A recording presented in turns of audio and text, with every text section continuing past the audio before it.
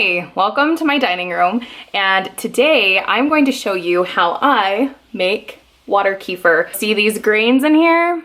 Those are live active cultures, and this, the water that I'm going to strain off, is a fermented, super probiotic rich drink that I am using to help heal my body naturally. So I'm gonna show you how to make kefir water real quick, and then I'll tell you a little bit more about why I'm using it and some of the health benefits that there can be from it.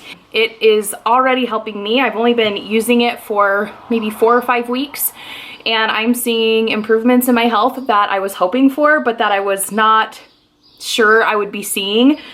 So I'm very encouraged and optimistic about it. So let's get into it. I'm going to show you how to strain off the grains, or strain off the water from the grains, and how to make a new fresh batch of kefir.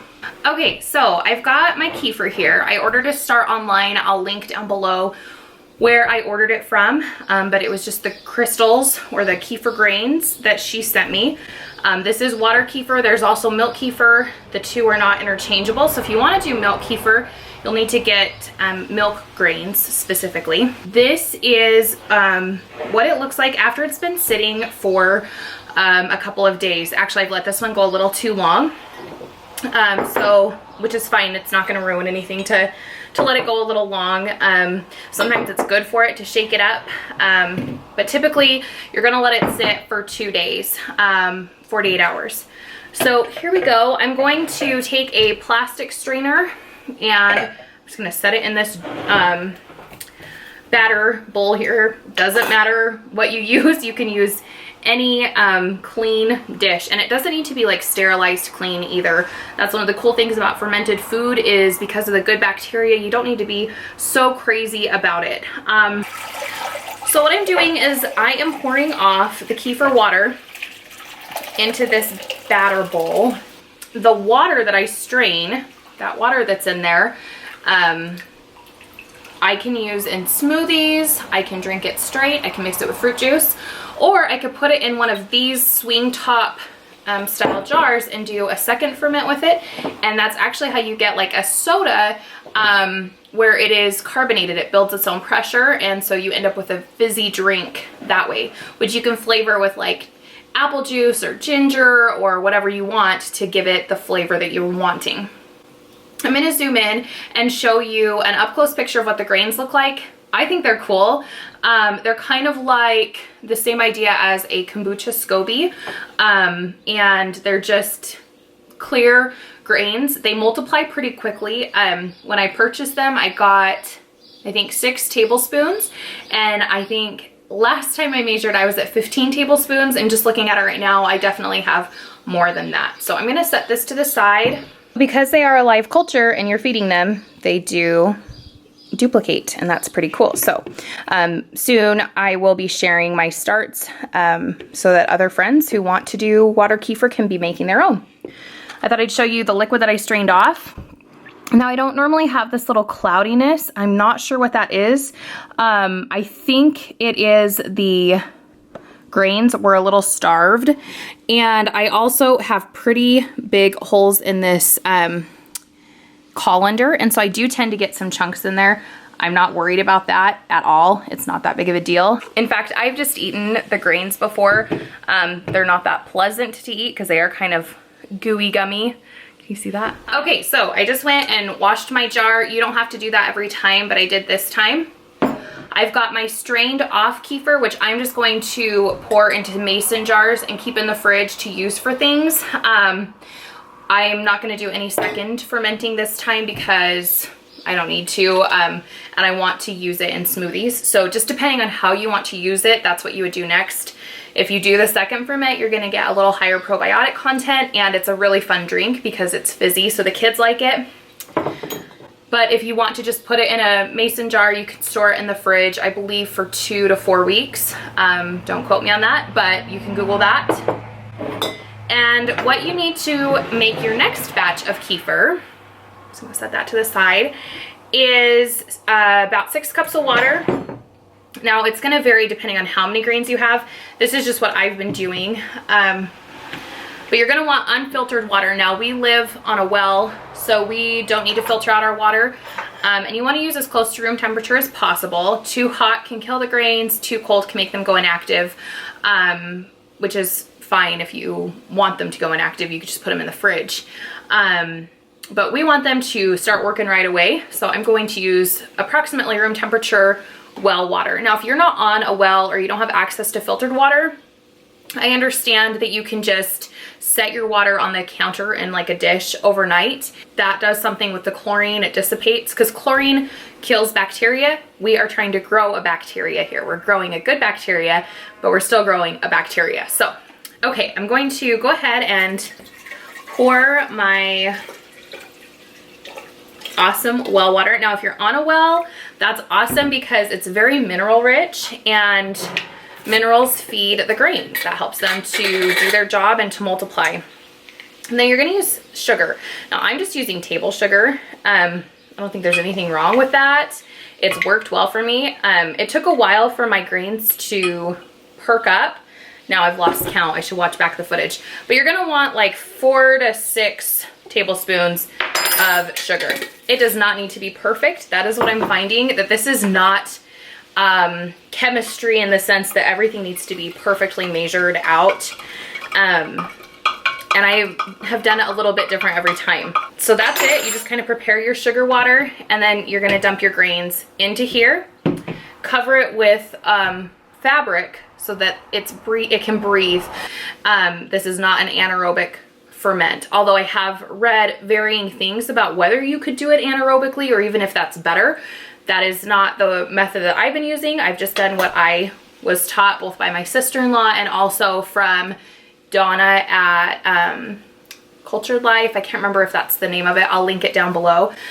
She is who I've learned so much from. I love her podcast. So I'll link her stuff down below if you're interested in information on that. But this is how she does it as well. The fabric with just a canning ring, and put that on there.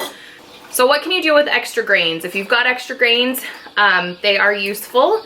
You can throw them in your garden. They are really great amendments to the soil because they bring good bacteria to the soil that helps fight fungus and other disease. You can eat them, which sounds a little weird because they're a little bit gooey. They're weird, I'm not gonna lie, but I like them. They taste a little bit yeasty, a little bit sweet. But what's so great about them is you're literally colonizing your body with good bacteria when you eat them. So I wouldn't suggest ingesting huge quantities of them, but it's not gonna hurt you to ingest them at all. Sometimes if I've got extra grains or grains that fell out, like what just happened, I'm scooping up all these grains and I've made a huge mess here. But I would take this handful of grains and just throw it in my next smoothie. Okay, so I've added my 4 to 6 tablespoons of sugar. I've added my 6-ish, maybe a little more, cups of room temperature well water. Like I said, you can use filtered water or let your water sit out overnight if you need to. If it's chlorinated, you'll want to do that.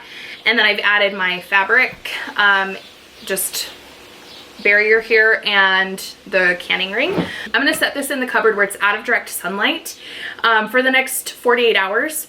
And I will strain off the grains at that point, strain the water off the grains, and do this process all over again. Couldn't be easier. I was so intimidated by this when I got started with it. It kind of freaked me out. I knew I was gonna kill the grains. I just was so scared, but honestly, it has been easy. And the coolest thing has been the health benefits that have come from the kefir itself. Now, there are 2 things I want to say. Number 1, pronunciation. Some people say kefir, some people say kefir. The woman that I've learned the most from, Donna, says it kefir. And that's how I've always said it, and I just can't train myself to say it differently. So, secondly, I am not a medical professional. I cannot make any medical claims. All I can tell you is what my experience has been with water kefir. I have an autoimmune disease. I struggle with a lot of digestive issues. I have a lot of joint pain, body pain. I deal with anxiety, depression, and you know, riding the struggle bus a lot of the time. And I have not really been open to a lot of the medications that would typically be prescribed for fibromyalgia, for depression, for some of the irritable bowel syndrome stuff that I deal with. I just haven't been comfortable with introducing those medications to my body, and I have wanted to heal my body naturally if possible. When I began learning about fermented foods, and specifically about kefir, I got really excited because it makes a lot of sense to me that being a female that has had 3 C-sections and a gallbladder removal, that's 4 abdominal surgeries in the last 12 years that are pretty major. Every time I've had those surgeries, new bad bacteria have been introduced into my abdomen and into my digestive tract. And if I'm not replenishing my body with good bacteria, or if I'm not helping my body heal by putting good bacteria in, then who's gonna win the war between the good and the bad bacteria? The bad bacteria is gonna win. And that can cause inflammation. I've literally spent the last many years extremely bloated to the point where I look pretty pregnant. My belly sticks out all the time. I've been asked if I'm expecting and I'm not. So that's embarrassing and frustrating. I've dealt with inflammation in my joints and just a lot of pain, a lot of fatigue, and just the things that come with autoimmune diseases. And looking at my history and trying to kind of figure this out myself, it makes sense to me that this is most likely a gut health issue that I can take charge of. And I don't know that I'll ever be fully cured from the problems that I have, but I'm already seeing the benefits of introducing more fermented and probiotic rich foods into my life. And I'm so excited that I don't have to take a pill to get them, because even probiotic supplements are just like this much probiotics and they don't absorb well, whereas something like this goes straight into your system and begins colonizing your system with good bacteria. And there's just no downside. So I'm really excited about it. I am excited that over the last several weeks I've noticed significantly less bloating, significantly less joint pain. Overall, I'm feeling more energy. I've had some low energy days. I haven't been perfect in having the kefir every single day, but when you take it daily, when you use it daily, you will see more benefits than when you skip days in between. So I know that the more consistent I am with it, the better I'll feel. So I'm just really excited about fermented foods. I'm excited about kefir, and I wanted to share it with you today. I hope you liked this type of video. As we get on harvesting our garden and things like that, I want to get into fermenting our produce. And so I'll be sharing those videos with you in the coming months. So like, comment, subscribe, and stick around for next week's video. If probiotic rich foods, fermented foods, and kefir specifically are things that you're excited to learn more about, please let me know in the comments, because this is something I want to keep talking about, but I don't want to bore you to death. So if it's something you're also excited about, please let me know, and I will talk to you soon. Bye.